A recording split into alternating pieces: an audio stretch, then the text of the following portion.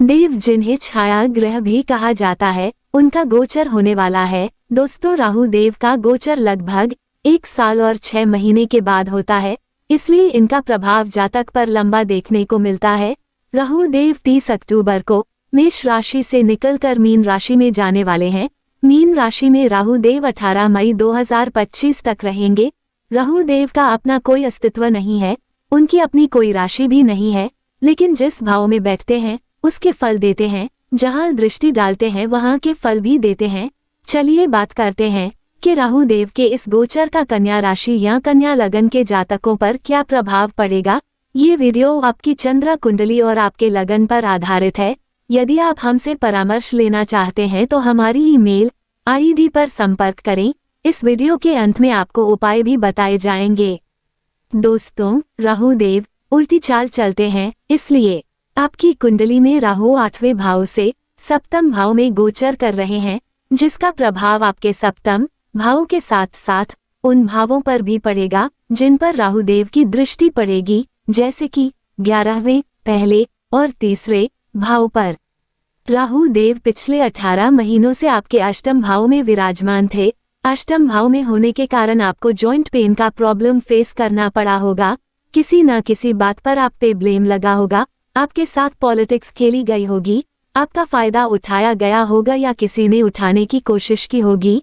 Professional life हो या personal life, work place हो या लव रिलेशन, आप पर कोई ना कोई आरोप लगाया गया होगा। अष्टम भाव में जब राहु देव आते हैं तो स्वास्थ्य संबंधी परेशानियां भी देते हैं। पिछले 18 महीनों में स्वास्थ्य संबंधी परेशानियां भी आई होंगी आपको, और कुछ लोगों को माइनर सर्जरी का भी सामना करना पड़ता है। आपको जुबान, आपकी वाणी को भी खराब किया होगा राहु देव ने। लव रिलेशन और वैवाहिक जीवन में भी आर्ग्यूमेंट्स और प्रॉब्लम्स क्रिएट की होंगी। इसके अलावा राहु देव ने आपके अकल्ट नॉलेज को बढ़ा दिया होगा, अकल्ट नॉलेज में आपका इंटरेस्ट बढ़ा दिया होगा। इन 18 महीनों में राहु देव ने आपके स्ट्रगल को भी बढ़ा दिया होगा, परंतु इसका फल आपको नहीं मिला। तो राहु देव ने कहीं ना कहीं आपकी परेशानी को बढ़ाया है और आपकी ओवरथिंकिंग को भी बढ़ाया है और आपको बहुत ज्यादा परेशान रखा है इन 18 महीनों में। यहाँ से दृष्टि 12वें भाव पर पड़ रही थी, जिसके कारण राहु देव ने आपके खर्चों को बहुत ज्यादा बढ़ा दिया होगा और बीमारियों पर भी काफी खर्च करवाया होगा। इसके अलावा राहु देव की दृष्टि आपके दूसरे घर पर भी थी। इसके परिणाम स्वरूप आपकी वाणी में दोष देखा गया होगा, परिवार के साथ मतभेद और वाद विवाद की स्थिति उत्पन्न हुई होगी। राहु देव की दृष्टि आपके चौथे भाव पर भी पड़ रही थी, जिसके परिणाम स्वरूप राहु देव ने आपके बनते हुए कामों में अड़चन डाली होगी। माता के स्वास्थ्य को लेकर भी आपको परेशान रखा होगा और माता के साथ भी वाद विवाद की स्थिति उत्पन्न हुई होगी। परंतु अब 30 अक्टूबर से राहु देव आपके अष्टम भाव को छोड़कर आपके सप्तम भाव में जा रहे हैं। यहाँ पर राहु देव के आने से सबसे पहले तो जो लोग डेली इनकम से जुड़ा हुआ काम करते हैं, ऐसे लोगों को डेली इनकम में बहुत ज्यादा इजाफा हो सकता है। जिनको स्वास्थ्य संबंधी कोई परेशानी बनी हुई थी, जिनका स्किन से रिलेटेड कोई भी प्रॉब्लम आ रही थी, अब उनकी वह परेशानी दूर हो जाएगी। राहु देव के सप्तम भाव में आने के बाद कन्या राशि के जिस व्यक्ति का भी कोई काम काफी समय से फंसा हुआ था, या जो लोग ऋण से या किसी कोर्ट कचहरी से बहुत ज्यादा परेशान थे, राहु देव का ये गोचर आपको इन सब परेशानियों से अवश्य बाहर निकाल देगा।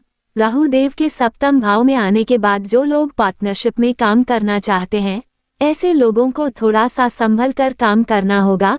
सोच समझकर और धैर्य बनाकर रखेंगे तो आपके लिए अच्छा होगा। जल्दबाजी में कोई भी काम बिल्कुल मत कीजिएगा। सप्तम भाव वैवाहिक जीवन का भी होता है और राहु देव के इस भाव में आने के बाद आपके वैवाहिक जीवन में मतभेद उत्पन्न हो सकता है, कुछ कंफ्यूजन्स उत्पन्न हो सकती हैं।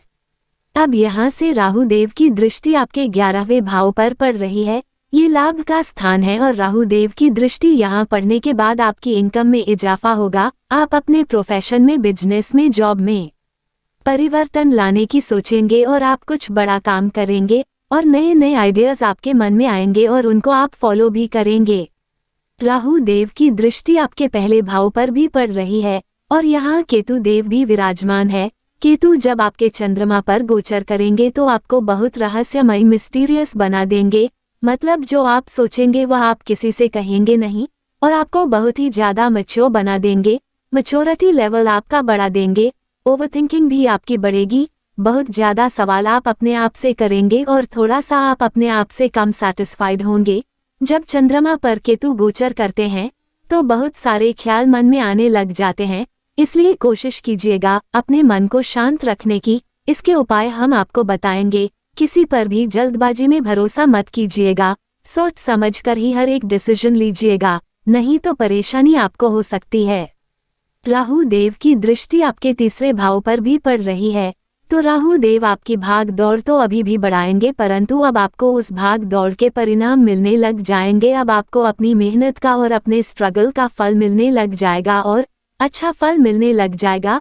ऑनलाइन काम, मार्केटिंग से जुड़कर काम, आप कहीं कोई एजेंट का काम कर रहे हैं, डिजिटल कोई भी काम अगर आप करते हैं या टूर एंड ट्रैवल से रिलेटेड कोई काम यदि आप करते हैं तो राहु देव आपके काम को बढ़ा देंगे, आपकी भाग दौड़ को भी बढ़ा देंगे, परंतु इन सब कामों का शुभ परिणाम भी आपको प्रदान करेंगे।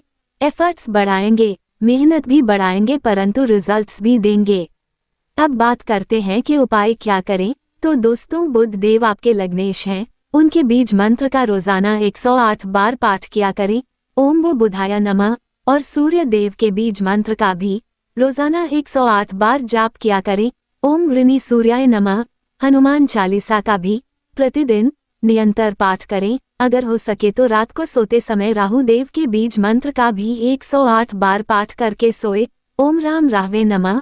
और पक्षियों को दाना पानी अवश्य खिलाएं।